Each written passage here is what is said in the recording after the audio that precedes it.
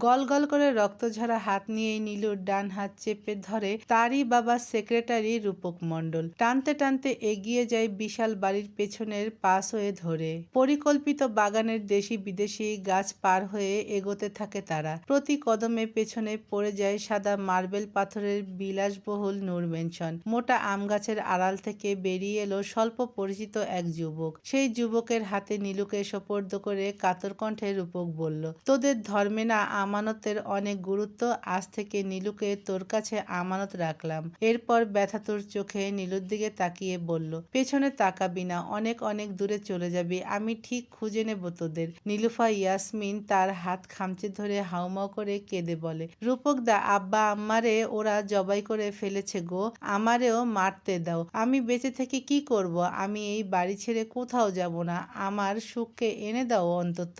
বলেই পা জড়িয়ে ধরল। ভেতরে কি অবস্থা আমি জানি না, তুই দ্রুত চলে যা, আমি আবার ভেতরে ঢুকবো। বলে রূপক বাড়ির দিকে পা বাড়ালো, কিন্তু আবার টেনে ধরল নীলু। রূপক দা, তোমার হাত তো বলি হয়ে গেছে। বলে নিজের গায়ের ওড়না দিয়ে শক্ত করে বেঁধে দেয় আঘাতপ্রাপ্ত হাতটি। তীব্র ব্যথায় চোখ মুখ কুঁচকে ফেলে রূপক, মাথায় হাত বুলিয়ে বলল, আবার দেখা হবে নীলু, 20 বছর পর। টিনের দরজা ঠেলে কোমরে বেল্ট পরতে পরতে বের হলো 29 বছর বয়সী এক শক্তপোক্ত শ্যামপুরুষ। প্যান্টে বেল্ট বাঁধতে বাঁধতে বলল, মক্কু আমার বোতল। বলে চিল্লিয়ে ওঠে। কাচের একটা হাফ লিটারের ধূসর রঙের তরল নিয়ে পেছন থেকে হ্যাংলা পাতলা এক যুবক বের হলো। দাঁত দিয়ে কামড়ে বোতলের ছিপি খুলে থু করে মাটিতে ফেলে দিল। প্রথমে মুখে নিয়ে কুলি করে, তারপর ঢকঢক করে পুরোটাই খেয়ে ফেলে বোতল মক্কুর দিকে ছুরি দিয়ে বলে, মালটা দুনিয়াতে আছে না গেছে দেখতো, অরিজিনাল একটা slut, I hate those kind of woman. থু, ভাই হাসপাতালে পাঠামু? পাঠানো লাগলে পাঠাস, আর চামচা শালাকে হাসপাতালের বিলটা ধরিয়ে দিস, তবে হাসপাতাল থেকে সোজা হাপিস।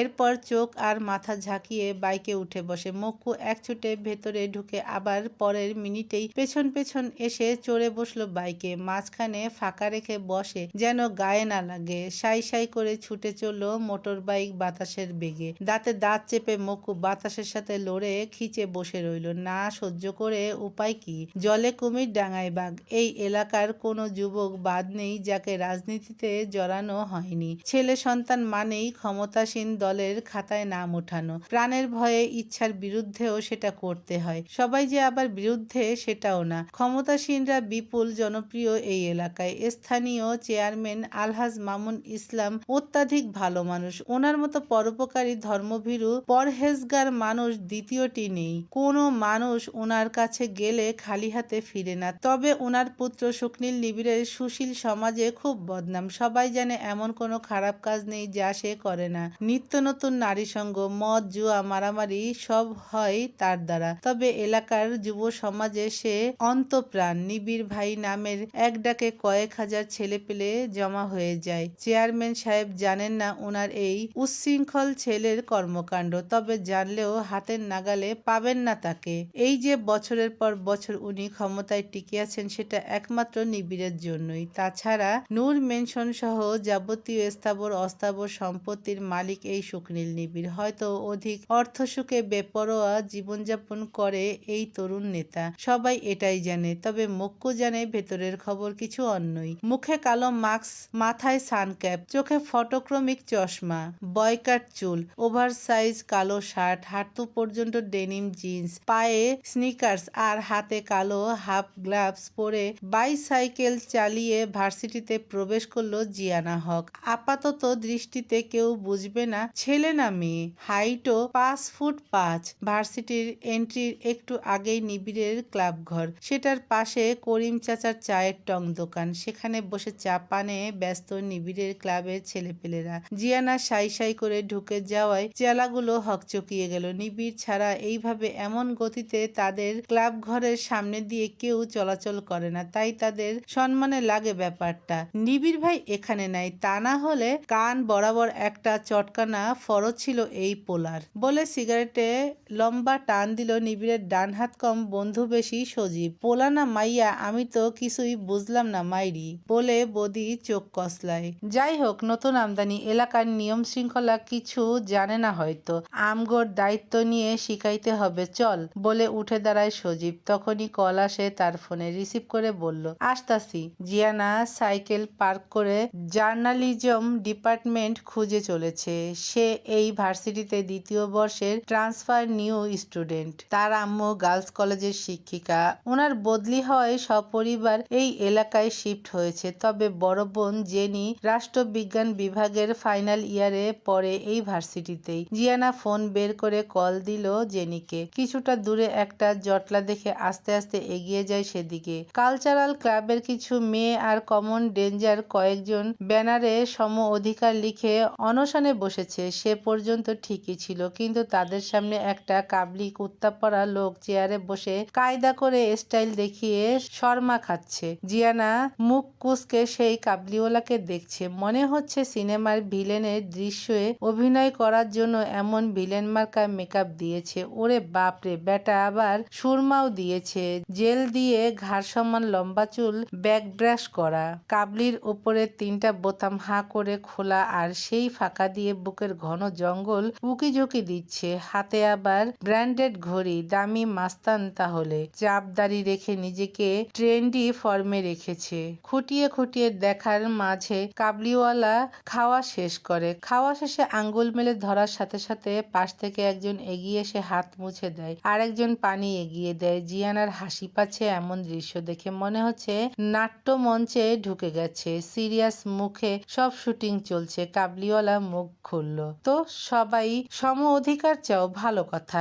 এজন্যই প্রিন্সিপালের অফিসে তালা ঝোলানোর স্পর্ধা কিভাবে হলো? কে কে কোন হাত দিয়ে তালা লাগিয়েছে সামনে আসো। সাইড থেকে এক সাঙ্গু হুঙ্কার ছুড়ল, কথা কানে যায় না ভাই, সামনে আইতে কইছে না। মাঝের আর পেছনে থাকা দুইজন উঠে এলো, একজন ছেলে একজন মেয়ে। তাদের ভীতিকর চেহারা দেখেও জিয়ানার প্রচন্ড হাসি পাচ্ছে। একজন নেতাকে ফেস করতে পারছে না, আবার এরা করবে অনশন অবরোধ, যত সব। তো আরাক পাঙ্গু এসে দুইজনকে কাবলিওয়ালার সামনে বসিয়ে দেয়। সম অধিকার আমরাও চাই, তবে কোথাও সম আর কোথাও অসম। সৃষ্টিকর্তা নিজেই কম বেশি করে নারী পুরুষ বানিয়েছে, সেখানে সম অধিকার প্রতিষ্ঠা করা মানুষের পক্ষে সম্ভব না। তোমরা যেহেতু বেশি চাচ্ছ, আজ আমি তোমাদের সম অধিকার ঘোষণা করলাম। কাবলিওয়ালার ভাষণে সাঙ্গুপাঙ্গু সব হাততালি দিয়ে উঠল। নেতা ভাই হাত তুলে থামতে বলা মাত্রই সব নীরব হয়ে যায়। তো আজ এই মুহূর্ত থেকেই সম অধিকার প্রতিষ্ঠা হোক। দুইজন দুইজনের ড্রেস এক্সচেঞ্জ করো। কই, সময় 5 মিনিট। সাঙ্গুপাঙ্গুরা হৈ হৈ করে ওঠে, যেন সার্কাসের কসরত দেখবে। অনশনকারী সবাই ভয় আর ব্যাককেলের সংমিশ্রণে স্ট্যাচু হয়ে দাঁড়িয়ে আছে। এইবার কাবলিওয়ালার ধৈর্যের বাঁধ ভেঙে গিয়ে প্রকাণ্ড এক ধমক দেয়। ধমক খেয়ে ছেলে অনশনকারী বলল, ভাই ওর ড্রেস পরলে তো আমাকে হাস্যকর লাগবে। মেয়েদের ড্রেস পরলে যদি ছেলেদের হাস্যকরই লাগে, তাহলে সম অধিকার চাওয়াটাও হাস্যকর। বলার পর চোখ গেল ভিড়ে দাঁড়ানো জিয়ানার দিকে, আঙ্গুল দিয়ে তাকে দেখিয়ে বলল, মেয়েরা ছেলেদের পোশাক পরলে হাস্যকর না লাগলেও সুন্দর লাগে না। এরা ছেলেদের কাতারে আসার জন্য নিজেদের ঘোল পাল্টায়, কিন্তু ছেলেদের কাতারে মেয়েরা কখনোই আসতে পারবে না, কারণ এদের অবস্থান সবসময় ছেলেদের নিচেই। এতক্ষণ ওদের কাণ্ডকারখানা দেখতে জিয়ানার ভালো লাগলেও এইবার অপমানে মুখ থমথমে হয়ে গেল, আর বলে উঠল, দুনিয়াতে পুরুষরা নিজেদের যত বড় বাহাদুর কিংবা শাহেনশাহ ভাবুক না কেন, সকল পুরুষের জান্নাত একজন নারীর পদতলে সৃষ্টি করেছেন সৃষ্টিকর্তা, মিস্টার হোয়াট এভার। সবার চোখ জিয়ানার দিকে ঘুরে যায়, সাথে অবাকও হয়েছে নিবিড়ের মুখে মুখে তর্ক করছে দেখে। এ যেন অবিশ্বাস্য ব্যাপার। নিবিড় নিজেও অবাক, সাথে তার সাঙ্গপাঙ্গরাও চেতে গেল। হঠাৎ জিয়ানার হাতে টান পড়ে, জেনি টেনে নিয়ে সরে গেল এক সাইডে। ক্যাম্পাসে আসতে না আসতেই শুরু করেছিস তুই জিউ? আব্বু বলেছে না কোনো ঝামেলায় না জড়াতে। এটা ঢাকা না, এখানে ক্যাম্পাস আর ভিলেজ পলিটিক্স খুবই নোংরা। আর নিবিড়কে দেখলে সালাম দিয়ে কেটে পড়বি। ওয়েট ওয়েট, কোন নিবিড়? তোমার বয়ফ্রেন্ড যার চামচা সে?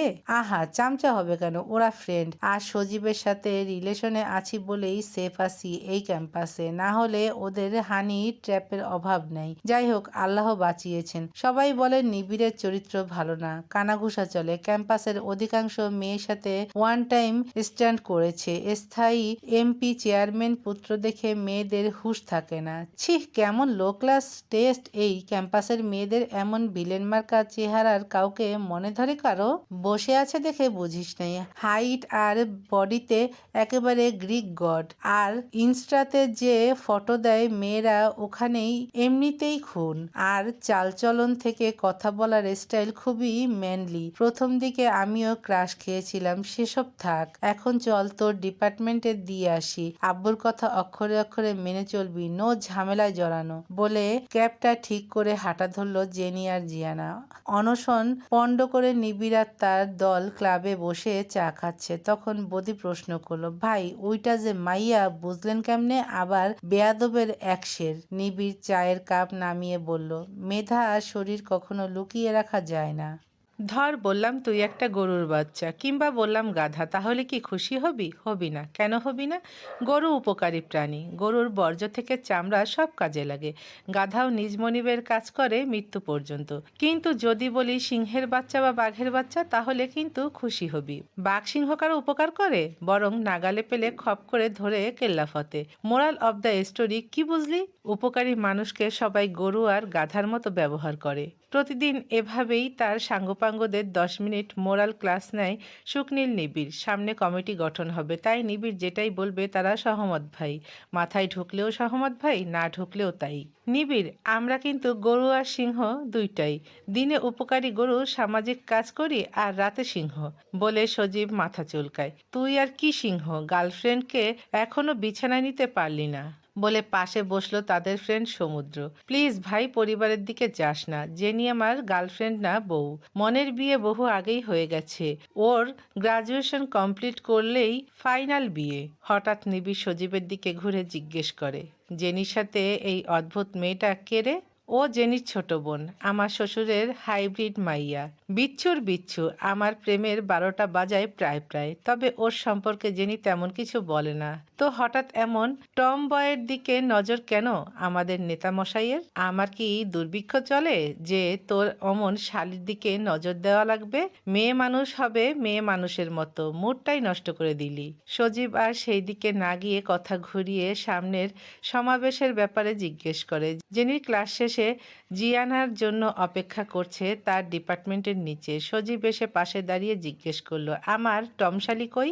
সজীব, জিয়ানার সাথে বেশি কথা বলার দরকার নাই, আর বললেও সাবধানে। তার মুখ শুধু মুখ না, ল্যান্ডমাইন। তখনই জিয়ানা দপদপে পায়ে ছেলেদের মতো করে হেঁটে এলো। ইয়ো ব্রো, বলে হাত মুঠো করে এগিয়ে দিল সজীবের দিকে। সজীব মুচকি হেসে একইভাবে হাত বাড়িয়ে দেয়। সো শালি, আধা ঘরোয়ালি, মাস্ক তো খুলো। এখনো তোমাকে দেখার সৌভাগ্য হলো না। দেখে যদি মনে হয় দুর্ভাগ্য, সেই দায় কিন্তু আমার না। থাক, দেখা লাগবে না। বের হওয়ার আগে আব্বু তেল মেখে দিয়েছে তার মুখে, যেন মাস্ক না খুলে। বলে জেনি আর জিয়ানা একসাথে হাসা শুরু করলো। সজীব বোকার মতো চেয়ে জিজ্ঞেস করলো, মানে? মানে হচ্ছে আব্বু মনে করে আমিও আপির মতো যদি আঙ্কি পাঙ্কি করি, তাই আমার ব্যাপারে ওভার পজিটিভ। শুধু কি তাই, ক্লাস 9 পর্যন্ত আব্বু 6 মাস পর পর জিউকে ন্যাড়া করে দিত। বেচারি কেঁদে কেটে কতদিন স্কুল মিস দিয়েছে। চুল একদম ছোট রাখার শর্তে চুল ছিলা বন্ধ করেছে। বলে জেনি আবার হাসা শুরু করলো। ওরে ব্যাস, উনি 2 মেয়ের প্রতি এমন বৈষম্যমূলক আচরণ করেন কি জন্য? আব্বুর আনকমপ্লিট ড্রিম কমপ্লিট করতে আমাকে বেছে নিয়েছেন, cause I am strong among my siblings. বাকি 2টা গরু অনেক উপকারী। বলে মাথা চুলকায় জিয়ানা। সজীবের হঠাৎ মনে হলো নিবিড় কথা বলছে। একই টোন, একই আত্মবিশ্বাস। নিজেকে ধাতস্থ করে অফার করলো কফি খাওয়ার জন্য। তারা অফার ডিনাই করে একটা কাজের কথা বলে সজীবকে বিদায় জানায়। 3 বছর থেকে ভার্সিটির সেরা সুন্দরী প্রতিযোগিতায় টানা জয়ী তামান্না শিকদার। ধর্নাঢ্য পরিবারের মেয়ে হয়, চালচলন আর পোশাক আশাকেও আভিজাত্য। ওডিএ 8 গাড়ি করে ভার্সিটি আসা যাওয়া করে। সবচেয়ে বড় পরিচয় নিবিড় নিবিড়ের দীর্ঘমেয়াদী গার্লফ্রেন্ড। সবাই জানে প্রায় 1 মাস সম্পর্ক ছিল তাদের। তামান্না গাড়ি থেকে নেমে শো অফ করার জন্য প্রতিদিন নিবিড়ের ক্লাবের সামনে দিয়ে হেঁটে যায়। নিবিড়ের চেলাগুলা হা করে তাকিয়ে থাকে, সেটা তামান্না খুব এনজয় করে। কিন্তু আজ হিতের বিপরীত কিছু হলো। তামান্নাকে দেখেই ছেলেগুলো একসাথে নাক চেপে ধরে গলায় বিন বাজানোর সুর তুলে। তামান্না হাঁটা থামিয়ে একবার ঘুরে তাকায়। সেই সময় নিবিড় আর মক্কু বের হয়। মক্কু তামান্নাকে দেখে বলে ওঠে, আরে সাপুরিয়ার দল, থাম। তোদের এই ম্যানুয়াল বিনে কি আর বিষধর সাপের কিছু হবে? মরণ বিন লাগবে রে। সবাই হো হো করে হেসে ওঠে আর তামান্না রাগে গজগজ করতে করতে ভার্সিটির ভেতরে ঢুকে যায়। নিবিড় বাঁকা হেসে বাইকে ওঠে। মেয়ে মানুষ চোখের বিষ তার কাছে। ধনী গরিব, সুন্দরী অসুন্দরী সব যেন রাস্তার ধারে সস্তা গাছের পাতা। হাত বাড়ালেই ছোঁয়া যায়, ছিঁড়ে ফেলে দেওয়া যায়। দুনিয়াতে সম্মান করার মতো কোনো নারী তার জীবনে নেই। সব যেন শখ মেটানোর খায়েশ মাত্র। মার্কেটের ফুটপাত ধরে হাঁটছে জেনি আর জিয়ানা। উদ্দেশ্য তাদের আব্বু আম্মুর বিবাহ বার্ষিকীর জন্য উপহার কেনা। পাশ দিয়ে এক বৃদ্ধা ভিক্ষুক জিয়ানার শার্ট টেনে ধরে ভিক্ষা চাইল। জেনি বলল, কলেজে না তোমাকে দিলাম টাকা? বৃদ্ধা মুখটা বিষ বানিয়ে বলে, হেই তো দেয় নাই। ততক্ষণে জিয়ানা ব্যাগে টাকা খুঁজছে। দুঃখিত দাদি, ভাঙতি নেই, পরবর্তীতে দেখা হলে বেশি দেব বলে সামনে এগোবে তখন শুনতে পায়, এগুলার বিয়া না হোক, হইলেও জামাই মদ খাইয়া প্রতি রাইতে কেলানি দিক। জিয়ানা ঘুরে বৃদ্ধাকে টেনে ধরল, এই বুড়ি, তুমি আমাকে অভিশাপ দিলা কেন? জেনি জিয়ানার বাহুতে চাপড় দিয়ে বলল, ছাড় জিও, মুরব্বী মানুষের অভিশাপ লাগে? জিয়ানা আরও একটু ঝুঁকে জিজ্ঞেস করে, তোমার অভিশাপ কি কার্যকর হয়? হলেও কত %? ভাতার মিলব না। খুব আস্তে করে অভিশাপ দেয় বৃদ্ধাটি। জেনি হাত ধরে বলল, চল তো, এরা এমনই, এই জন্যই তো ভিক্ষা করে খাওয়া লাগে। বৃদ্ধা চোর ধরা পড়ার মতো কাচুমাচু শুরু করে। জিয়ানা ব্যাগ থেকে 100 টাকার নোট বের করে সামনে ধরে বলল, নাও অভিশাপ স্টার্ট করো, তবে আমাকে না, আমার শত্রুদের। ওয়েট, কে আমার শত্রু? এই দেশের রাজনীতিবিদরা। তোমার অভিশাপটা হবে এমন, উলাউটা হোক, ক্যান্সার হোক, সবগুলার বউ পরকিয়া করে মিডিয়ায় কট খাক। আর তোমার ডিকশনারিতে যত খারাপ অভিশাপ আছে সব দিবা, তাহলে এই 100 টাকা তোমার। বৃদ্ধা টাকা না নিয়ে কুজো হয়েই হনহন করে প্রস্থান করে। আরে বুড়ি, যাও কেন? রাজনীতিবিদদের অভিশাপ দিতে আপত্তি কেন? তুমিও কি তাদের বউ ছিল নাকি? বলে জিয়ানা পেট ধরে হেসে যাচ্ছে। রাস্তায় অনেকেই তাকিয়ে দেখছে এমন উদ্ভট পোশাকের মেয়েকে। দূর থেকে বৃদ্ধা ঘুরে বলে উঠল, আমার হব কে তোরই ভাতার। জেনি পিঠে একটা থাপ্পড় দিয়ে হাত ধরে হাঁটা ধরে। জিয়ানা হাসতে হাসতেই হাঁটতে থাকে জেনির সাথে। আর পাশের দোকান থেকে বেরিয়ে এলো ভ্রু কুঞ্চিত করা শুকনীল নিবিড়। ঘাড় বাঁকিয়ে জিয়ানাদের একবার দেখলো শুধু।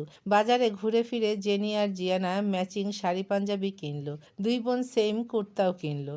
আর তাদের ভাই জুনায়েদের কথা মনে পড়তেই জেনি চুপসে যায় দেখে জিয়ানা তার জন্য নিল একই পাঞ্জাবি।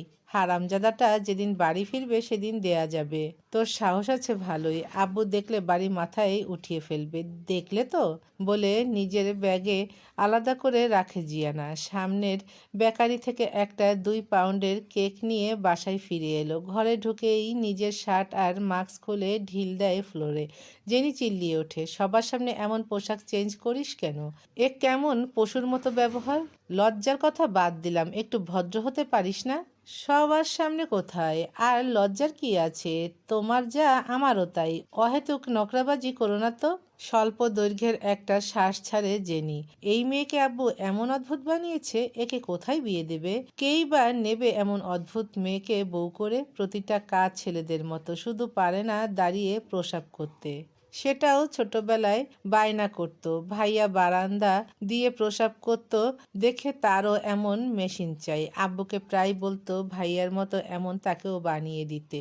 বাধ্য হয়ে ভাইয়াকে মেরে ধরে অভ্যাস পাল্টানো হয়েছে। কিন্তু বিধি বাম, সেই ভাইয়ার খাতনার সময় ঘটনা ঘটেই যায়। ভাইয়ার খাতনা হবে, তার কেন হবে না? সেও এমন রঙিন লুঙ্গি পরবে, তাকেও সবাই গিফট দেবে। সে কি কান্না তার? কোনোভাবেই যখন বোঝানো যাচ্ছিল না তখন নানু বাধ্য হয়ে বলেছিল তোর জন্মগত খাতনা করানো। সবাই গ্রামে গেলে পুকুরে গোসলের সময় জিয়ানাকে ছেলেরা তাদের দলে নিতে চাইতো না দেখে তার ইগোতে লাগতো। একবার খুব বড় মুখ করে তো বলেছিল, তোদের মতো আমারও ছিল, আমি টেনে ছিঁড়ে ফেলেছি। পেয়েছি, এমন বাড়তি জিনিস আমার পছন্দ না। হাজারখানেক কাণ্ড ঘটিয়েছে বুঝে ওঠার আগ পর্যন্ত। মেনস্ট্রুয়াল সাইকেল শুরুর প্রথমবার আম্মুর পা ধরে হাউমাউ করে কান্না করে মাপ চেয়েছে। সে কোথাও ব্যথা পায়নি, এমনকি পড়েও যায়নি উঁচু থেকে, একদম কোনো দুষ্টুমি করেনি। আম্মু যেন না বকে, অথচ পুরুষের বেশ ধরলেও ভেতরে যে একটা কোমল নারী হৃদয় আছে সেটা পরিবারের মানুষ ছাড়া কেউ জানে না। প্রথম অনুভূতির কাছে চরমভাবে অপমানিত হওয়ায় আরও বিগড়ে গিয়েছে। জেনি ঘুরে দেখে তার ভাইরূপী বোনটাকে। কি সুন্দর আঁকানো চেহারা, ধনুকের মতো ভ্রু আর চোখের ঘন পল্লব, নাকটা একটু চাপা। এই নাকটা ওর জন্যই পারফেক্ট। একটা ছোট নোজপিন পরলে প্রচণ্ড সুন্দর লাগবে। আব্বু যে কেন ওকে এমন বেশে রাখে কে জানে। ওকে তো এখনো বলাই হয়নি তোর ক্রাশ তোরই ভার্সিটির প্রফেসর, যদিও সেসব অতীত। রাতের ভণ্ড আড্ডায় সব ভণ্ডরা দুষ্টুপানি খাচ্ছে, নিবিড়ের আজ সেসবে মন নেই। উঠে দাঁড়ানো দেখে সজীবও দাঁড়িয়ে যায়। তার হালকা নেশা চড়েছে। সজীব ঢুলে ঢুলে জিজ্ঞেস করলো, বাড়ি যাবি নাকি ফাইটিং করতে যাবি, নাকি আজও মুডে আছিস? আচ্ছা, তোর মায়াদয় নেই না হারামি? ওদের গ্রুপে একমাত্র এই সজীব ছেলেটাই গ্রাজুয়েট আর মেধাবী এবং চরিত্রবান। এখনও চাকরির চেষ্টায় আছে। নেশা না চড়লে এভাবে কথা বলে না।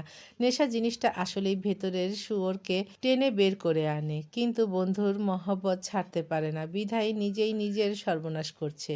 আম্মুর কাছে যাব বলে নিবিড় বের হয়ে যায়। আর আড্ডায় সবাই অবাক হয়ে দেখল যে নিজের মায়ের নাম মুখে আনলে 3 বার কুলি করে সেই ছেলে মায়ের কাছে যাবে। এ যেন অতি আশ্চর্যজনক ঘটনা। আরশিতে নিজের প্রতিবিম্ব দেখে মুচকি হাসল জিয়ানা। পার্পেল কুর্তি আর ধুতি সালোয়ার, সাথে নাগরা জুতা পরে চোখে একটান কাজল দিল। তারপর চুলটা কম্বো করে ইউকটা হাতে নেয়। কি যেন ভেবে ইউক হাত থেকে নামিয়ে টিস্যু দিয়ে চোখ মুছে ফেলল। অনেকক্ষণ থেকে জেনি তার কাজ কারবার দেখে যাচ্ছে। দিলি কেন, আবার মুছেই ফেললি কেন? তোমার জাদ্রেল বাপ দেখলে আমার চোখ উঠিয়ে মার্বেল খেলবে। আর দিলাম প্র্যাকটিসের জন্য, ভবিষ্যতে যদি দরকার লাগে। চোখ উঠিয়ে মার্বেল খেলবে কিনা জানি না, কিন্তু চুল যে এত বড় করেছি সেটা দেখলে টাকলু করে দেবে, এটা 100% নিশ্চিত। 7 বছর থেকে লুকিয়ে আসছি, এখন যদি ধরাও পড়ি তবুও কাটবো না। এই চুলের জন্য আমার নারীসত্তা এখনো মনে হয় অল্প বেঁচে আছে। তখনই আঞ্জুমান দরজায় নক করলেন আর বললেন, তোদের আব্বু এসে গেছে। আপি, কোকের দাম কিন্তু 300 বলবা, না হলে আব্বু ঝামেলা করবে। এখানে প্রাইভেট না পাওয়া পর্যন্ত এভাবে টাকা উড়াচ্ছিস কেন? জেনি ইউক পরিয়ে দিতে দিতে বলল, এই এলাকায় আমাকে কেউ প্রাইভেট দিবেও না। সবাই এমনভাবে তাকায় আমি যেন অতি আশ্চর্যজনক কোনো জন্তু, কিংবা উদ্ভট কোনো নমুনা টাইপ সার্কাসের কসরত। জেনির বাবা জিয়াউল হক একজন রিটায়ার্ড আর্মি, আর 7 বছর হলো রিটায়ার্ড করেছেন। তারপর গ্রামে একটা গরুর ফার্ম করেছেন। আর্নিং যা হয় সেখান থেকেই টুকটাক চলে। আর আঞ্জুমান মানে জেনির মা একটা এমপিভুক্ত কলেজের শিক্ষিকা, বেতন খুবই সামান্য। বাচ্চারা সবাই ভালো জায়গায় চান্স পেয়েছে, তাই নিজের হাত খরচের টাকা প্রাইভেট পড়িয়েই পুষিয়ে নিতে পারে। এক কথায় এই পরিবারটি আদর্শ মধ্যবিত্ত পরিবার। কিছুদিন আগ পর্যন্ত সবকিছু সুখী সুন্দর ছিল, কিন্তু জোনায়েদের জেদের জন্য আপাতত খুশিতে একটু ভাটা পড়েছে। জন্মের সময় জোনায়েদের হার্টে ছোট একটা ছিদ্র ছিল। বহু চিকিৎসা করে অনেক বছরে সেটা রিপেয়ার হয়েছে, কিন্তু এই ছেলের কি সেসব খেয়াল আছে? সে ক্রিকেট খেলতে খুবই বেশি পছন্দ করে এবং ভালো অলরাউন্ডার। দৌড়ঝাঁপ যে তার জন্য হারাম এটা সে বুঝতে চায় না। বাবা মার সাথে রাগ করে একটা প্রাইভেট জবে ঢুকেছে। বর্তমানে একা একাই থাকে। কেক নিয়ে সবাই অপেক্ষা করছে জিয়াউল হকের জন্য। উনি এসেই জিয়ানাকে একবার দেখে কেক কেটে ফেলল। রাতে ডিনারের পর জিয়ানাকে রুমে ডাকলেন। মিসেস হক বলল, আমি পড়তে বলেছি এই ড্রেস, বকাঝকা করবে না প্লিজ, এখন বড় হয়েছে। উত্তরে একটা শীতল চাহনি দিয়েছেন শুধু। জিয়ানাও তৈরি পাল্টা প্রশ্ন করতে। কি জন্য তার এই 20 বছরের জীবনের গোল একটাই, বলে বলে ডান কান থেকে বাম কান পেঁচিয়ে ফেলেছেন নিজ পিতা। আর গোলটাই বা কি? রুমে ঢুকে দেখতে পেল মিস্টার হক ইজি চেয়ারে চোখ বন্ধ করে শুয়ে আছেন। জিয়ানা কাছে গিয়ে আস্তে করে আব্বু বলে ডাক দেয়। চোখ বন্ধ অবস্থায় উনি বললেন, আমি চাই প্রতিনিয়ত তুমি শক্ত থেকে শক্ততর হয়ে গড়ে ওঠো, সামান্য মেয়ে মানুষের মতো বেঁচে না থাকো। জিয়ানা জানে পরেরটুকু হবে মেয়েলি শাড়ি গহনা স্বামী সন্তান তোমার একমাত্র বাঁচার অবলম্বন না হোক। এজন্যই এইসব সামান্য জিনিসের প্রতি আমি তোমার মোহ তৈরি হতে দেইনি। কিন্তু আমি ভুল ছিলাম। তুমি প্রমাণ করেছো তোমার মাঝেও একটা দুর্বল নারীসত্তা আছে। কাল থেকে তোমার ট্রেনিং 1 ঘন্টা আগানো হলো। দীর্ঘশ্বাস ফেলে রুম থেকে বের হলো জিয়ানা। জেনি আর আঞ্জুমান ঘিরে ধরে তাকে। জিয়ানা হেসে বক্তৃতার মতো হাত উঠিয়ে বলল, মা জননী, কাল আরও 1 ঘন্টা আগে আমাকে ঘুম থেকে ডেকে দিবেন। জেনি পিঠে একটা কিল দিয়ে চলে যায়। আঞ্জুমানও চুপসে যাওয়া বেলুনের মতো রান্নাঘরে ছুটে। এরা অহেতুক এই ফাজিল মেয়েকে নিয়ে ভয় থাকে, অথচ ওর কোনো বাতাসই গায়ে লাগে না। ছোট্ট বাচ্চারা ব্যথা কিংবা ভয় পেলে আশ্রয় খোঁজে বাবা মার বুকে। বাবা মা 2 হাতে আগলিয়ে নিলেই ব্যথা আর ভয় নিরাময় হয়ে যায়। কিন্তু জিয়ানার ক্ষেত্রে সেটা করা হয়নি। ছোট থেকে ব্যথায় কান্না করলে আঞ্জুমান দৌড়ে আসতো, কিন্তু জিয়াউল বাধা দিতেন।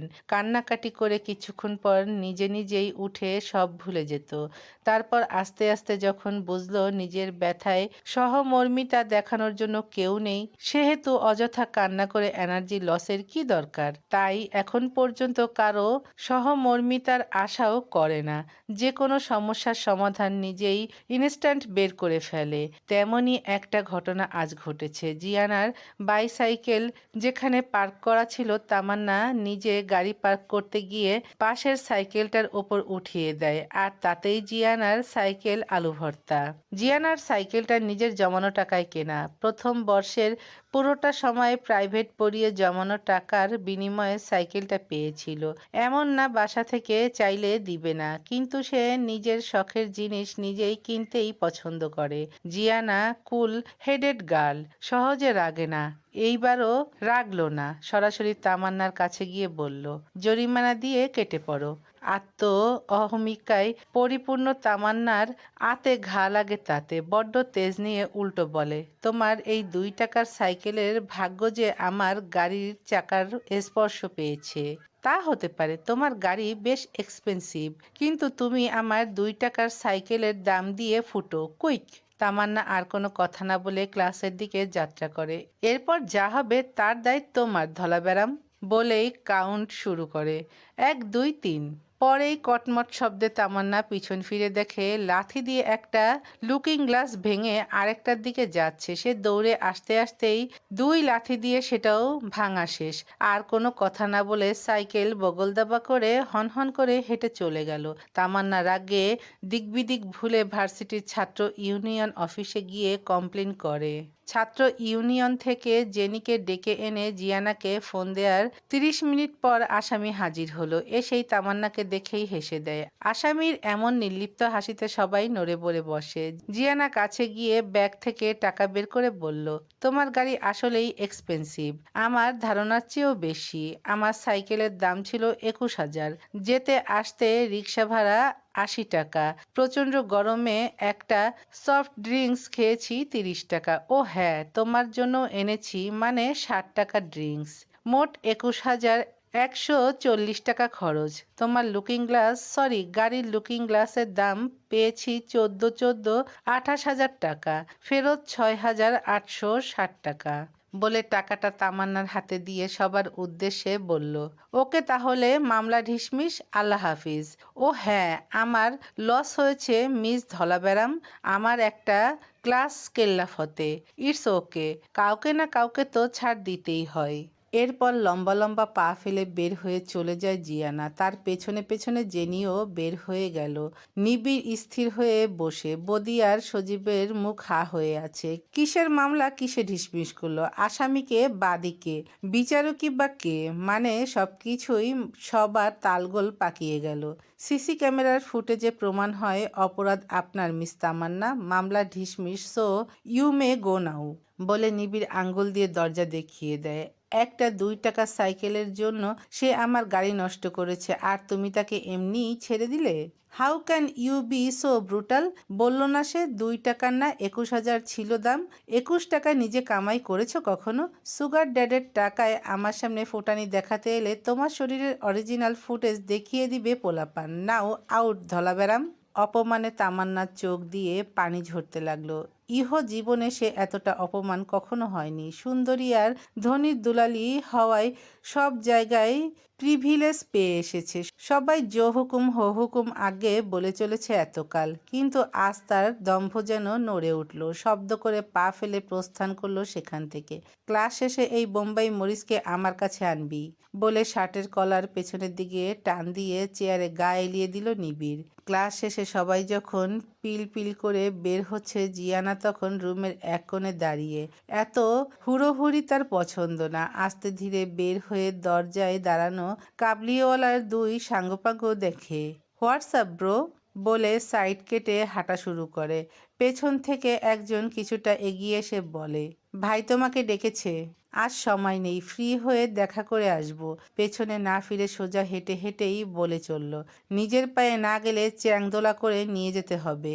জিয়ানার আজ ঝামেলা করতে ইচ্ছা হলো না, তাই চলুন বলে তাদের পেছন পেছন যায়। মাঠের মাঝামাঝি রাস্তায় এসে থেমে গেল অতি পরিচিত মানুষটাকে দেখে। বয়সন্ধিকালের প্রথম অনুভূতি রাফিন ইসলাম। বারবার গণিতে খারাপ করায় আব্বু একজন টিউটর আনলেন, যিনি একমাত্র জিয়ানাকে মেয়েদের মতো ট্রিট করত। মাথায় হাত বুলিয়ে দেয়া, মাঝে মধ্যে রেজাল্ট ভালো করলে চকলেট দেয়া, এইসব আদরের মানে জিয়ানা ভুল ধরে নিজের অনুভূতিকে প্রশ্রয় দিয়ে বসে। প্রায় 5 বছর পর দেখা। স্বাস্থ্য ভালো হয়েছে, চাপদাড়ি রেখেছে, চুলে মুরগি ছিলা করে ট্রিম করা, মানে 2 পাশে একেবারে ছিলে, মাঝখানে কিছু চুল রাখা। এখন একটা পুরুষ পুরুষ ব্যাপার এসেছে ওনার মাঝে। উনি নিশ্চয়ই জিয়ানাকে চিনবে না। বৌদিদের একটু দাঁড়াতে বলে এগিয়ে গেল রাফিনের দিকে। দ্রুত পায়ে গিয়ে সাইড থেকে সালাম দিল। রাফিন অন্যান্য স্টুডেন্ট ভেবে সালাম নিয়ে এগিয়ে যাচ্ছিল। রাফিন স্যার, আমি জিয়ানা। ঘুরে তাকিয়ে চোখের চশমা খুলে ফেলে রাফিন। জিয়ানাকে আপাদমস্তক দেখে বিস্মিত হয়ে প্রশ্ন করে, oh my goodness, is that you Jew? এত বড় হয়ে গেছো, কিন্তু বেশভূষা সেই আগের মতোই আছে দেখি। চুল কি এখনো টাক্কু করে দেন আঙ্কেল? জিয়ানা এবার লজ্জা পেল কিছুটা। হাজার হোক ক্রাশ বলে কথা, এইভাবে টাক্কু হওয়ার কাহিনী কেউ বলে? তবুও মুখে হাসি ফুটিয়ে বলল, আপনিও বড় হয়ে গেছেন স্যার। রাফিন হেসে উত্তর দেয়, একই রকম আছো দেখি। তা তুমি প্রাচ্যের অক্সফোর্ড ছেড়ে এইদিকে কেন? ট্রান্সফার্ড স্টুডেন্ট স্যার, আম্মুর পোস্টিং এইদিকে দিয়েছে, সপরিবার মুভ করেছি। বাসায় আসবেন স্যার? আসি বলে বদিদের দিকে এগিয়ে যায়। বদিরা এদিকেই কান খাড়া করে ছিল এতক্ষণ। জিয়ানার মুড ভালো হয়ে গেছে। এখন কেউ তার সাথে বিটলামি করলে সেও ফিরতি বিটলামি করে দিবে, নো প্রবলেম।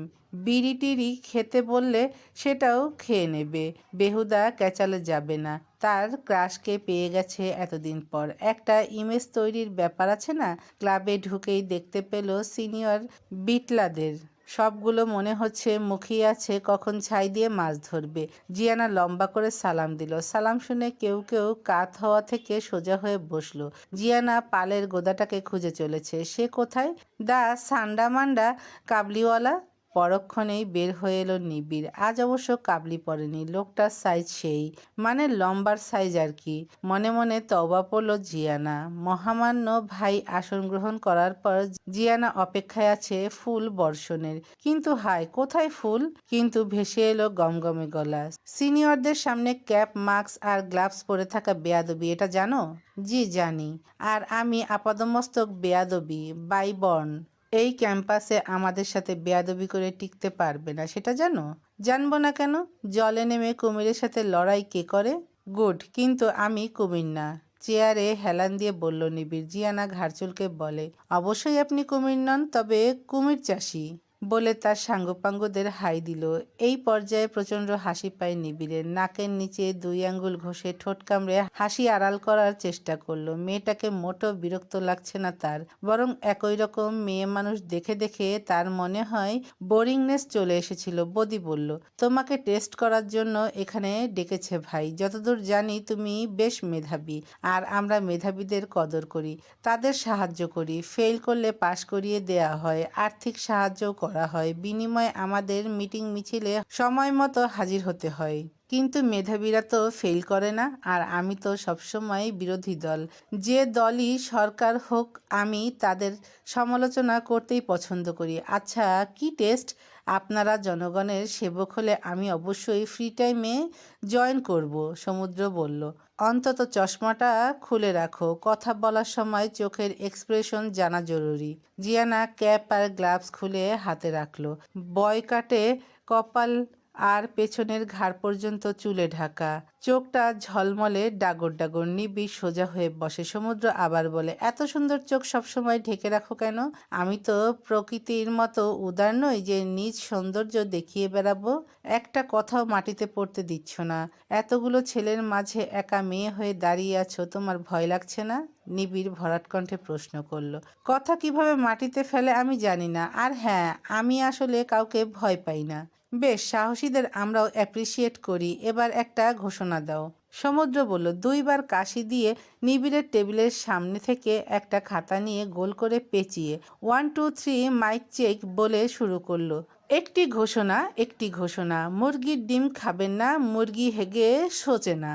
এইটুকু বলায় হাসির রোল পড়ল ঘরময়। নিবিড় টেবিলে থাপ্পড় দিয়ে সবাইকে থামিয়ে দিয়ে গর্জে ওঠে, ফাজলামি হচ্ছে? জিয়ানা 2 পাশে মাথা নেড়ে বুঝালো, না, কোনো ফাজলামি হচ্ছে না। এরপর গলায় নিরীহ চাপ এনে বলল, নেতা ভাই, আমি এই একটা মাত্রই ঘোষণা পারি। সজীব বলল, আচ্ছা যাও, সিনিয়রদের সাথে বেয়াদবি করবে না। জিয়ানা মাথা নেড়ে বের হবে, তাকে থামিয়ে দিল সমুদ্র। সে খুব এনজয় করছে এমন কাউকে পেয়ে। আচ্ছা, নিবিড়কে নিয়ে একটা নির্বাচনী স্লোগান দিলেই তোমার টেস্ট কমপ্লিট। জিয়ানা কয়েক সেকেন্ড চোখ বন্ধ করে গাইল, নিবিড় ভাইয়ের মুরিদ হইলে পড়ালেখা লাগে না রে। আরে নিবিড় ভাইয়ের মুরিদ যারা ফেল করে না তারা। এইবার বাকি সবাই চুপ, কিন্তু নিবিড় নিজেই অট্টহাসি দিয়ে উঠল। জিয়ানা তাকিয়ে দেখলো কাবলিওয়ালা ভিলেন হলেও হাসি হিরো কাটা। টেস্ট শেষ ভাইলোক, may I leave now? Cap আর গ্লাভস পরে জিজ্ঞাসা করলো জিয়ানা। নিবিড় আঙ্গুল দিয়ে বের হয়ে যেতে বলে। আরে যেতে দিলি কেন? ইন্টারেস্টিং ক্যারেক্টার, আর একটু বাজাতাম। সমুদ্র বলে আফসোস করে। এতক্ষণ থেকে এতগুলো ছেলের মাঝে দাঁড়িয়েছিল, অথচ কোনো সংকোচ কিংবা ভয় কিচ্ছু ছিল না। তাছাড়া একবারও চোখের পাতা ফেলেনি। She is really something special বলে ওয়েট পেপারটা ঘোরাতে ঘোরাতে বলল নিবিড়। হন হন করে থানায় ঢুকলো সাদা পাঞ্জাবি আর পায়জামা পরা, মুখ ভর্তি লাল দাড়ি, সৌম্যবর্ণের ষাটোর্ধ্ব হৃষ্টপুষ্ট একজন ভদ্রলোক। উনি ইউপির গণ্যমান্য চেয়ারম্যান আলহাজ মামুন ইসলাম। দারোগা, পুলিশ সবাই দাঁড়িয়ে পড়ল। থানার ওসি নিজের চেয়ার ছেড়ে দিলেন, কিন্তু উনি বসলেন পাবলিকের চেয়ারেই। ওসিকে ধরে কোলাকুলি করে বললেন, যার যেটা চেয়ার সেখানে তাকেই মানায়। তোমার ওই চেয়ারের যোগ্যতা আমার নাই বাপ। ওসি সহ থানার উপস্থিত সবাই মুগ্ধ চোখে চেয়ে দেখলেন জনদরদি এই নেতাকে। মামুন সাহেব আরও বললেন, আমার কিছু ছেলে পেলে নাকি খোয়ারে ভরেছ, সে ভালো। অন্যায় করলে সাজা অবশ্যই জরুরি, তবে ওদের দোষ নেই, দোষটা আমারই। আমি আমার পার্টির ছেলেদের সামলাতে পারি না, তাই অপরাধের শাস্তি মনে হয় আমার প্রাপ্য। আমাকেও অ্যারেস্ট করো বাপ। ওসি ঝুঁকে ওনার পায়ের কাছে এসে বসলেন। স্যার, এভাবে বলবেন না প্লিজ। ওরা যে আপনার পার্টি সেটা আমরা বুঝিনি। পৌরসভার পোলাপান যে ইউনিয়নে গিয়ে ঝামেলা করবে সেটা আমরা কিভাবে বুঝবো? সেন্টি, সবাইকে ছেড়ে দাও কুইক। চেয়ারম্যান সাহেব উঠে দাঁড়িয়ে আবার কোলাকুলি করলেন। রাতের খাবারের দাওয়াত দিয়ে গেলেন ওসিকে। ওসি গদগদ হয়ে বলল, এসবের কোনো দরকার নেই স্যার। আরে তুমি হইলা এই থানার প্রধান, একবেলা খাওয়াইলে আমাদের নিজেদেরই ভালো লাগবে। চেয়ারম্যান সাহেব থানা থেকে বের হয়ে গাড়ির কাছে গেলে 2 জন আফ্রিকান গার্ড দরজা খুলে দিলেন। ওসি জানলা দিয়ে দেখে কুটিল হাসি দিয়ে আরেক অফিসারকে বললেন, আফ্রিকান নিগ্রো বডিগার্ড নিয়ে ঘুরেন দেখি আপনাদের চেয়ারম্যান। জীবনের ভয় কার না আছে স্যার। তবে এইবার একজন মাঠে নেমেছে শক্তপোক্ত ভাবেই, টেনে হিঁচড়ে অতীত বের করে আনলো বলে। সাবধান, জলে নেমে কুমিরের সাথে খেলতে গেলে কুমিরই খাওয়া লাগবে, বাঘ না। একসাথে দুইজনেই হো হো করে হেসে দিল। জিয়াউল হক কিছু পুরাতন নথিপত্র ঘাটাঘাটি করছিলেন। আঞ্জুমান এসে হাই হাই করে মাস্ক নিয়ে উনার নাকে মুখে চড়িয়ে দিয়ে বলল, এখনই হাঁচি শুরু করতে। পুরাতন কাগজ ঘেটে কি সুখ পাও সেটাই বুঝি না আমি। আমিও তো বুঝি না আঞ্জু। মাথার ওপর বিরাট দায়িত্ব, এখনো 50% হিসেব আমি মিলাতে পারিনি। বাচ্চাটার কাছে জবাব দেওয়ার মতো উত্তর যে এখনো আমার কাছে নেই। এইবার একটু সহজ হও, মানুষের জীবন আজ আছে কাল নেই। এইভাবে ভয়ে ভয়ে কাটানোর কোনো মানে হয় না। এর চেয়ে ভালো সব পরিষ্কার করে বলে দাও, সময় আসুক, am sitting in a past test. Nilu যে রূপক মণ্ডলের নাম বলতো, ওনাকে খুঁজে পেলেই মনে হয় সব হিসেব মিটে যায়, তাই না? হ্যাঁ, কিছুটা। ওই সময় সাগর ভাই আরও কিছু নাম বলেছিলেন, কিন্তু সব যেন হাওয়ায় মিলিয়ে গেছে। ওদের বাড়িটা সেটা পরিত্যক্ত, কেউ থাকে না। তবে আমি কয়েকবার গিয়েছিলাম, সন্দেহজনক কিছু পাইনি। এভাবেই চলুক না, পরে কেঁচো খুঁড়তে সাপ বের হয়ে যাবে, সেটা না হয় মানলাম, কিন্তু এইভাবে দুইজন মানুষ তো অদৃশ্য হয়ে যেতে পারে না। জিয়ানা ক্যাম্পাসের মেইন গেটে রিকশার জন্য দাঁড়িয়ে আছে। তখন সামনে দিয়ে সিনিয়র কিছু মেয়ে যাচ্ছিল। কিছুটা দূর এগিয়ে আবার ঘুরে জিয়ানার কাছে এসে জিজ্ঞেস করলো, তুমি তামান্নার গাড়ি ভেঙেছো? জিয়ানা মাথা দিয়ে হ্যাঁ বোঝায়। একটা মেয়ে এগিয়ে এসে বলল, সাবধানে থেকো, সে কিন্তু যে সে কেউ না, নিবিড় ভাইয়ের গার্লফ্রেন্ড। এখন অবশ্য ব্রেকআপ, কিন্তু জোড়া লাগতে কতক্ষণ। তাছাড়া তামান্না ভার্সিটির সবচেয়ে সুন্দরী মেয়ে, ওর অনেক চামচাও আছে। সতর্ক করার জন্য শুক্রিয়া আপনাদের, কিন্তু নিবিড়ের গার্লফ্রেন্ড হলে তো রেপুটেশন খারাপ হওয়ার কথা। আফটার অল উনি খেয়ে ছেড়ে দেন, তাই না? মেয়েগুলো হকচকিয়ে গেল কিছুটা, তারপর কাছে এসে ফিসফিসিয়ে বলল, নতুন আসছো তাই জানো না অনেক কিছু। ওনার গার্লফ্রেন্ডরা বেশিরভাগ টিসি নিয়ে চলে যায়, পরবর্তীতে তাদেরকে আর কেউ দেখেও না। আর এইভাবে পাবলিকলি নিবিড় নাম নিও না। এখানে ওনারাই সব, ওনাদের ইশারা ছাড়া এখানে কিছু হয় না বলে চলে গেল। জিয়ানা ভ্রুকুসকে চিন্তায় মশগুল। মেয়েগুলোর সাথে ব্ল্যাকমেইলিং করা হয় না তো?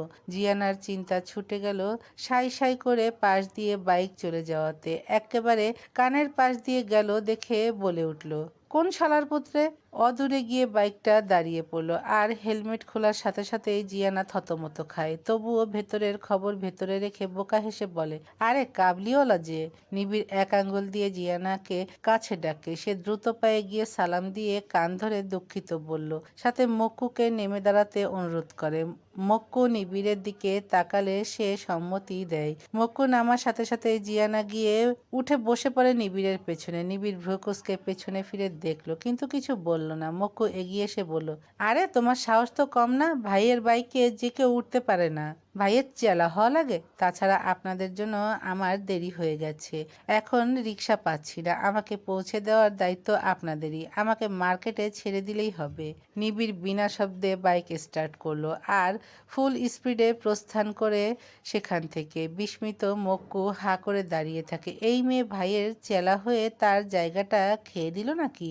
অপরদিকে কিছুটা দূরে দাঁড়িয়ে তামান্না সবটা দেখে রাগে ফুঁসতে থাকে। মার্কেটের কিছুটা আগে এসে হার্ড ব্রেক করলো নিবিড়। হঠাৎ ব্রেকে জিয়ানা নিবিড়ের পিঠের সাথে ধাক্কা খায়, আর সাথে সাথেই হুড়মুড় করে বাইক থেকে নেমে দাঁড়ায়। সে কিছু বলার আগেই নিবিড় বলল, যতই পুরুষের বেশ ধরো, শরীর প্রতি মুহূর্ত জানান দেয় নারীত্বের। Nice figure. বাঁকা হেসে বাইক ঘুরিয়ে চলে গেল সে। আর বিমুড়ো বেক্কেল আর মেজাজ খারাপ করে কয়েক মিনিট দাঁড়িয়ে থাকে জিয়ানা। একটা মসজিদের উদ্বোধনের জন্য চেয়ারম্যান মামুন ইসলাম এসেছেন বাজারের ভেতরে। নিবিড়ও পাশে দাঁড়িয়ে। উদ্বোধন শেষে মোনাজাতের পর নিবিড় বলল, আমি বের হচ্ছি চেয়ারম্যান সাহেব। চেয়ারম্যান সাহেব মুচকি হেসে কানের কাছে গিয়ে বলে, মাঝে মধ্যে আব্বা ডাকতেই পারো, যেহেতু তোমার আম্মা প্রায়ই আমার সাথে রাত্রিযাপন করে। নিবিড় চেহারা অপরিবর্তিত রেখে হাত শক্ত করে মুঠো করে ফেলে। তুমি আমার ঘুম, তোমায় নিয়ে স্বপ্ন দেখি না। মিছে কথা, ঘুমালে আমি দিনরাতের খেয়াল রাখি না। গলা ছেড়ে পা উপরে মাথা নিচে, এক কথায় উল্টো হয়ে জিয়ানা গান গাইছে। সে এভাবে প্রায় 10 মিনিট থেকে লটকে আছে। জিয়াউল হকের রুল রেগুলেশন নাম্বার 7, বাসায় যত মিনিট দেরি হবে ফিরতে ঠিক তত মিনিট উল্টো লটকে থাকতে হয়। জিয়ানার শাস্তি চলছে। বাসায় ফিরতে গুনে গুনে 18 মিনিট দেরি করেছে। জেনি গিয়ে একটা কিল দিয়ে তার গান থামায়। কিল খেয়ে আবার গাইল, এক ঠ্যাঙে নুপুর তোমার, অন্য ঠ্যাং খালি, লাগছে খুব সুন্দর, দে হাতে তালি। ফিক করে হেসে দেয় জেনি, কারণ তার পায়ে একটাই পায়েল আছে। জিয়ানার মাথার কাছে বসে বলল, সুন্দর না পায়েলটা? সজীব গিফট করেছে। এসব জিনিস আমি বুঝি না আপি, একই লাগে সব। বাই দা বাই, সজীব ব্রোর প্রতি তুমি সিরিয়াস? প্রথমে সিরিয়াস ছিলাম না, কিন্তু তার চোখে মুখে আমার জন্য অন্যরকম একটা টান দেখে কখন যেন আমিও সিরিয়াস হয়ে গেছি। সে যে আমাকে সত্যি ভালোবাসে সেটা ফিল করি। একটা পায়েল যেটা দৃশ্যমান, এটাই আমি ভালো মন্দ বুঝতে পারি না। আর তুমি চোখ মুখ দেখে সেরেব্রাল কর্টেক্সের ভেতরকার খবর বুঝে ফেলেছো। ব্রাভো। ডিভাইন উইজডম পাওয়ারের কথা শুনেছিস? গ্রিক পৌরাণিক গল্পগুলাতে এই কথাটা এসেছে বারবার। সৃষ্টিকর্তা নিজ গুণে গুণান্বিত করে মানুষকে বানিয়েছে, সেখানে মেয়েদেরকে এই ডিভাইন উইজডম পাওয়ারটা দিয়েছেন, মানে মন পড়ার ক্ষমতা। একটা মেয়ে 1 সেকেন্ডেই একজন পুরুষের চাহনি দেখে বুঝে ফেলে তার মতলব কি। সেক্ষেত্রে ভালোবাসা বোঝা সহজ। হে মাতে মুঝে ক্ষমা কর দো, আমার ভুল হয়ে গেছে একটা প্রশ্ন করে। এই সব প্রেম ভালোবাসার বাতেলা মার্কা ফিলোসফি আমার মাথায় ঢুকবে না। এর চেয়ে 5 কিলো টানা দৌড়ানো সহজ। আর কতক্ষণ বাকি আছে? হয়েছে, সোজা হয়ে যা, আব্বু আর চেক করবে না। আর যখন সত্যি সত্যি কারো প্রেমে পড়বি বা কেউ তোর প্রেমে পড়বে, তখন আজকের এই কথাটা বুঝবি। No pretty lady, it's all about loyalty and also part of my training. আর যার 9 হয় না তার 90তেও হয় না। হয়েছে, শেষ সময়। নাম। আজ তুই নিবিড়ের বাইকে উঠেছিস? তোর সাহস দেখে আমি অবাকই হই জিও। জিয়ানার পা ঘষে ঘষে প্রশ্ন করলো জেনি। পাতলা তেলতেলে পা জোড়া, কি সুন্দর স্কিন মেয়েটার। হাজার হাজার টাকা পেডিকিওর করেও এমন পা মেয়েরা পায় না, অথচ নিজ হাতে সৃষ্টিকর্তা মেয়েটাকে সাজিয়ে পাঠিয়েছেন। সে কি বাঘ না ভাল্লুক? ভয়ের কি আছে? লোকটাকে সহজে পড়া যায় না।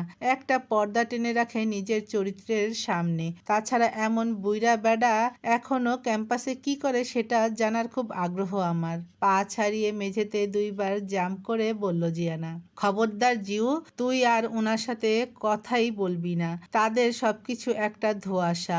ইবলিস দিনরাত তালিম নেয় ওদের কাছে। মেয়ে খেকু জানোয়ার সে। আগেও বলছি, এখন আবার বললাম, তাকে তোর জানা লাগবে না। সব ব্যাপারে এত কৌতূহল ভালো না। আরে টেক এ চিল পিল।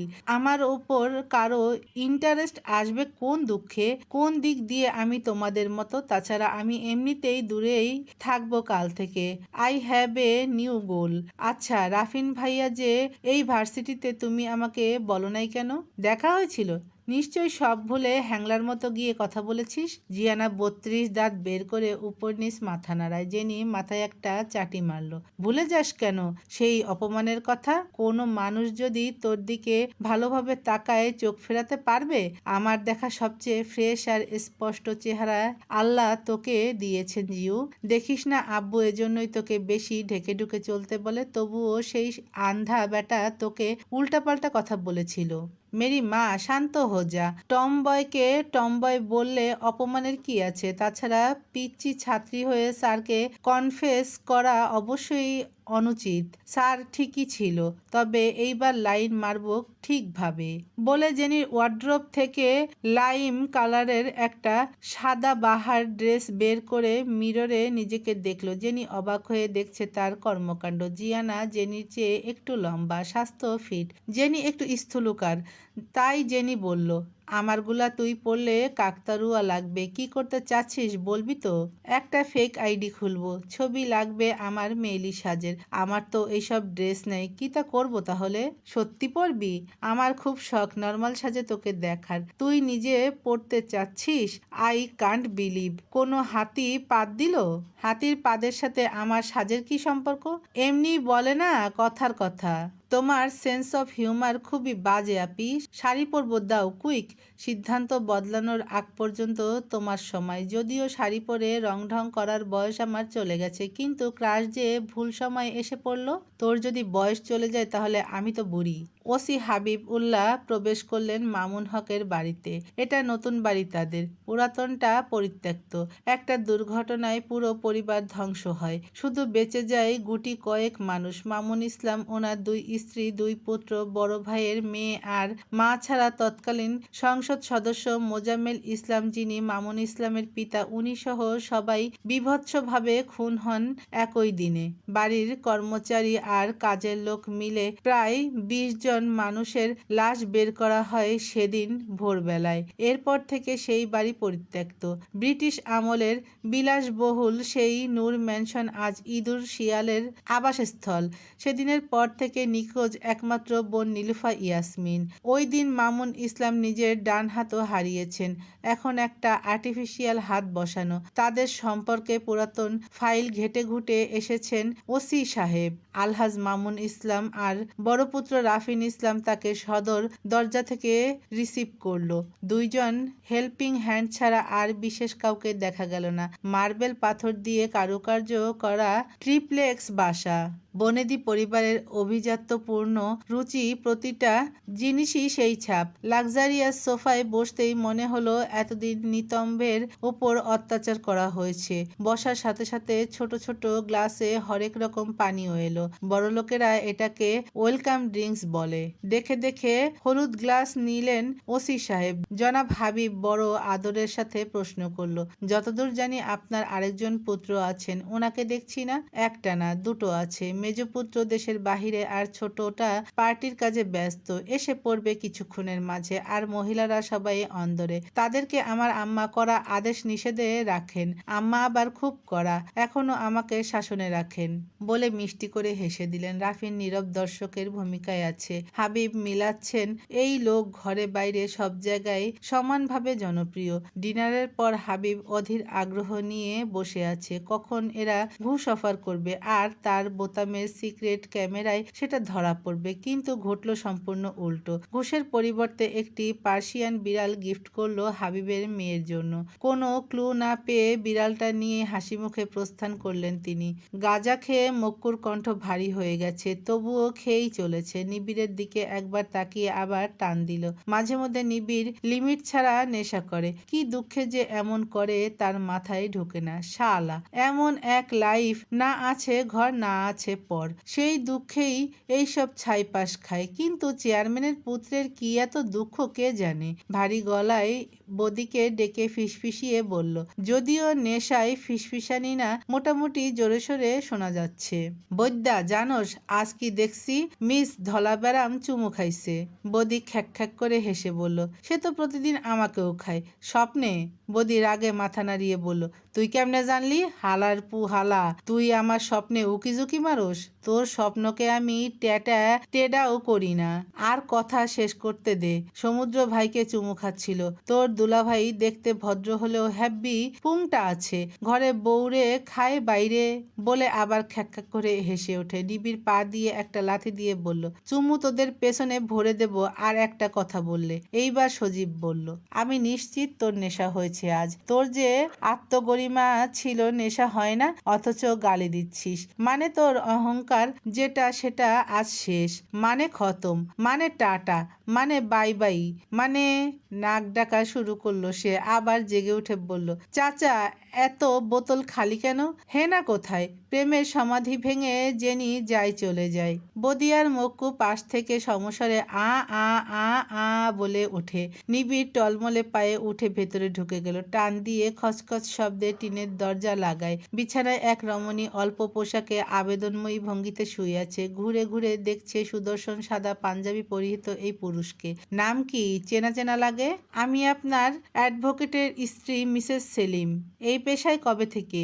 আপনার জন্য আজ থেকে। বাসায় যেদিন আপনার সাথে দেখা সেদিনের পর থেকে আমার ঘুম হারাম হয়ে গিয়েছিল। তারপর ভাবলাম এক রাত আপনাকে পেলে জীবন ধন্য হয়ে যাবে। শিওর? 100%। নিবিড় টেবিলের ড্রয়ার থেকে লাইট পিঙ্ক কালারের একটা হ্যান্ডক্যাপ বের করলো। রমণী ঘোর লাগা দৃষ্টিতে দেখে চলেছে সবকিছু, আর প্রতি মুহূর্তে পুলকিত হচ্ছে। একটা বেল্ট টাইপ রেবন ও একটা ফিতা টেবিলের ওপর রাখলো। রমণী মুস্কি হেসে বলল, I love wildness. To me lady, can I start please? হাত জোড়ায় হ্যান্ডক্যাপ লাগিয়ে প্রথমেই বেডের সাথে আটকিয়ে দেয়। রেবনটা মুখে বাঁধতে গেলে রমণী একটু বিচলিত হলো।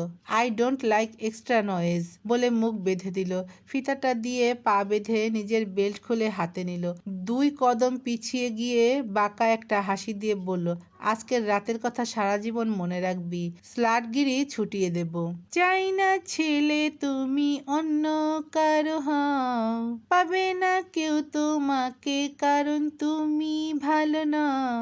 গেয়ে গেয়ে করিডোর ধরে হেঁটে চলেছে জিয়ানা। নিচে একটা 10-12 বছরের ছেলের বোতল কুড়ানো দেখে থেমে গেল। উপর থেকে ডাক দিল, ওই পিচ্চি, নাম কি? ছেলেটা ডানে বামে ঘুরে উপরে তাকিয়ে দেখে বলল, রাব্বি মিয়া। কাচের বোতল চলবে? কই পামু? আমি দেব। একটা ক্লাস আছে, করে আসি। তুই এইখানেই থাকবি, ওকে? ওকে আফা। আফা না, বল ওস্তাদ। ওকে ওস্তাদ। জিয়ানা আবার গেয়ে গেয়ে ক্লাসে ঢুকলো। 2 মিনিট পর প্রফেসর ঢুকে লেকচার শুরু করলেন। হঠাৎ থেমে জিয়ানাকে উদ্দেশ্য করে বললেন, ক্লাসে no cap no mask, otherwise you may leave. Jiana খাতা ব্যাগে ভরে আস্তে করে বের হয়ে গেল ক্লাস থেকে। নিচে নেমে পিচিটাকে পেল না। আশেপাশে খুঁজে পুকুর পাড়ে পেল। জিয়ানাকে দেখে দৌড়ে এলো সে। আমি প্রথমে ভাবছি আপনি বেড়া মানুষ, পরে কথা হইন না বুঝছি। জিয়ানা পিচিটার বস্তা এক হাতে নিল, আরেক হাত দিয়ে গলা জড়িয়ে ধরে হাঁটা শুরু করে। ময়লা একটা লাল গেঞ্জি যেটা তার সাইজের চেয়ে দ্বিগুণ বড়, পরনে একটা রংচটা জিন্স, নগ্ন পা কাদায় মাখামাখি, চুলে আবার ফুটবল প্লেয়ারের মতো কানের সাইডে চিকন করে 2টা দাগ কাটা, দাঁতগুলো বেশ বড় বড় আর ময়লা, হাতের নখের নিচেও কয়েক মন বালু আটকে আছে। খুঁটিয়ে খুঁটিয়ে দেখে জিজ্ঞেস করলো, কে কে আছে পরিবারে? এক পঙ্গু বাপ খালি, সারাদিন হইয়া থাহে, কাম কাজ কিচ্ছু করতে পারে না। মা কি মারা গেছে? না, বাপে পঙ্গু হবার পরে আরেক বেড়ার লগে হাঙ্গা বইছে। জিয়ানা হেসে বলল, মা সম্পর্কে এমন বলতে নেই রাব্বি। পেটের খিদায় কি সব ওস্তাদ? এই যে আমি আর আব্বা সারাদিন একবেলা খাইয়া থাহি, বাচ্চা আসি না। আম্মা কেন খাওয়ার লোভে আমগরে ফালাইয়া গেলগা? খেয়েছিস সকালে? একেবারে হাঞ্জাবেলা খাই। সারাদিনে কত পাস এই বোতল বিক্রি করে? কপাল ভালা থাকলে 150-200 পাই, না হলে 60-70। কথা বলতে বলতে তারা পৌঁছে গেল নিবিড়দের ক্লাব ঘরে। এই সময় শুধু বদি আর জুনিয়র কিছু ছেলে পেলে থাকে। জিয়ানাকে দেখে বদির মুখটা বিষিয়ে যায়। এক প্রকার ঝাঁঝালো কণ্ঠে জিজ্ঞেস করলো, কি চাই? আপনাদের দুষ্টু পানির নিষ্পাপ বোতলগুলো দেন। মানে? আরে ভাই, মদের খালি বোতলগুলো দেন এই পিচ্চিরে। বলে অপেক্ষা না করে সাইড থেকে নিজে নিজেই বস্তায় ভরে 2 আঙ্গুল দিয়ে সালাম দিয়ে বের হয়ে গেল। কোথায় বিক্রি করিস? বাজারের ভাঙারির দোকানে। কয়েক দোকান ঘুরেও কাচের বোতল বিক্রি করতে পারলো না। দোকানদারেরা প্লাস্টিক ছাড়া নেয় না। শেষমেশ জিয়ানা 200 টাকা দিল রাব্বিকে, আর সাথে নিয়ে বিরিয়ানিও খেলো। রাব্বির খাওয়া দেখে জিয়ানা আর খেলো না, তার নিজেরটাও পার্সেল করে দিয়ে দিল। রাব্বিকে বিদায় করে জিয়ানা নিজের রাস্তায় হাঁটা ধরলো। সাইকেল কিনতে হবে, এইভাবে রিক্সা আর পায়ে হেঁটে আর পোষাচ্ছে না। তারপর একটা খেয়াল এলো মাথায়। রাব্বি যেদিকে গেছে ঘুরে সেদিকে যাওয়া শুরু করে। কাচের বোতলগুলোর শেপ চমৎকার, এগুলোকে ক্রাফটিং করলে ইজিলি সেল করা যাবে। কিছুটা যাওয়ার পর যা দেখলো তার চক্ষু চড়ক গাছ। রাব্বি মিয়া তার বয়সী আরো কয়েকটা ছেলের সাথে ধুমসে সিগারেট টানছে। জিয়ানাকে দেখে রাব্বি চমৎকার হাসলো, যেন বিড়ি টানা একটা শিল্প। এই তোদের বয়স হয়েছে বিড়ি খাওয়ার? জিয়ানা কপাল কুঁচকে জিজ্ঞেস করে। আফা, আমরা যে লাইনে আসি এইখানে বিড়ি খুব হালকা জিনিস, বলল সবচেয়ে বড় ছেলেটা। জিয়ানা ভ্রু কুঁচকে বোঝার চেষ্টায় আছে, এরা কি কিশোর গ্যাংয়ের কেউ? কি লাইন আমাকে বলা যাবে? লাইন আর কি, ধান্দা। আমরা টোকাইরা সারা শহরে অলিগলিতে ঘোরাফেরা করি আর চোখের সামনে যা সত্য দেহি হেইডা বেচ্চা চলি। নাম কি তোর? আক্কাস, কিন্তু সবাই আইক্কা ডাহে বলে হাসতে লাগলো, যেন খুব মজার কথা বলেছে। জিয়ানা বুঝতে পারলো বাইরে থেকে যা দেখা যায় সবকিছু আসলে তেমন না। আমিও কি জয়েন করতে পারি তোদের দলে? তবে আমি একটা কাজ করে দেব ফ্রিতে, এতে তোদের আবার প্রমোশন হবে। টোকাই থেকে বোতল বিক্রেতা, কাচের বোতলগুলো আমি রংচং দিয়ে সাজিয়ে দেব, তোরা গলিতে গলিতে ঘুরে বিক্রি করবি আর আগের মতোই যে যার ধান্দা করবি, কোনো সমস্যা নাই। রাজি? আক্কাস বলে উঠল। এতে আপনার কি লাভ? লাভ আপাতত নাই, তবে ভবিষ্যতে যখন সাংবাদিক হব তোদের কাছ থেকে ইনফরমেশন কিনবো, এজন্যই এখন সুসম্পর্ক রাখছি, বুঝেছিস? বাচ্চাগুলো সব একসাথে মাথা নাড়িয়ে বলল, ওকে আফা। জিয়ানা তাদের সংস্কার করে ওস্তাদ শিখিয়ে দিল। নিবিড় ক্লাবে বসে ফোন ঘাটছে, এমন সময় সমুদ্র আর সজীব এলো। দুইজনই কি নিয়ে যেন হেসে কথা বলছে। আচম্বিতে অনাকাঙ্ক্ষিত নাম শুনে চোখ সরালো ফোন থেকে। সমুদ্র বলছে, মাইরি, এমন মাইয়া বাপের জন্মে দেখি নাই। বদি জিজ্ঞেস করলো, ঘটনা কি? সজীব বলা শুরু করলো, আমি আর সমুদ্র ফুটবল খেলা দেখছিলাম পাড়ার কলেজের মাঠে। ছেলেরা খেলার বিপরীত সময় রাস্তার সাইডে দাঁড়িয়ে আড্ডা দিচ্ছিল। হাত থেকে ফুটবল ছুটে গিয়ে পড়ে রাস্তায়, আর সেখানেই ছিল বোম্বাই মরিচ জিয়ানা হক, আর বলটা তার পায়ের কাছেই পড়ে। ফুটবল খুব সুন্দর করে পা দিয়ে পাস করে ফিরিয়ে দেয় ছেলেদের। কিছু বিটলা ছেলে তাকে অফার করে খেলার। জিয়ানা মানা করলে তারা বোলিং শুরু করে। সজীব থামলে সমুদ্র বলল, একজন বলে খেলবে না কেন মামুনি, পিরিয়ড চলে? এই মেয়ে জবাবে চমৎকার হেসে বলে, কি না চলে না গো ক্ষণিকের পোলা, আর চললেও কি, এখন স্যানিটারি প্যাড আছে, উন্নত প্রযুক্তি, তোমাদের বাসার মা বোনদের মতো তেনা পড়ে না কেউ। ভাই, লিটারেলি আই এম শকড, একটা মেয়ে এতটা বোল্ড কেমনে হইতে পারে? পুরা 20 জন ছেলের জবান মনে হলো ঘ্যাচাং করে কেটে দিয়েছে মেয়েটা। আমার তো এই মেয়েকে এখন দেখার খুব লোভ হচ্ছে। সব শুনে নিবিড় সোজা হয়ে বসলো। বদি এগিয়ে এসে বলল, আমাদের ক্লাবের আশেপাশে যেখানে কোনো মেয়ে আসে না, অথচ সে দেদারসে এসে বোতলগুলো নিয়ে গেছে। নিবিড় বেশ কড়া গলায় জিজ্ঞেস করে, বোতল দিয়ে কি করবে? সাথে একটা টোকাই ছিল, তাকে হয়তো দিয়েছে। 2 দিনে আইসা পুরা ক্যাম্পাস তুলকালাম করে ফেলেছে এই মেয়ে। আজ নাকি প্রফেসর বের করে দিয়েছে ক্লাস থেকে। চোখে চোখে রাখিস তো কিছুদিন। নিবিড় বদিকে বলে উঠে বের হয়ে গেল।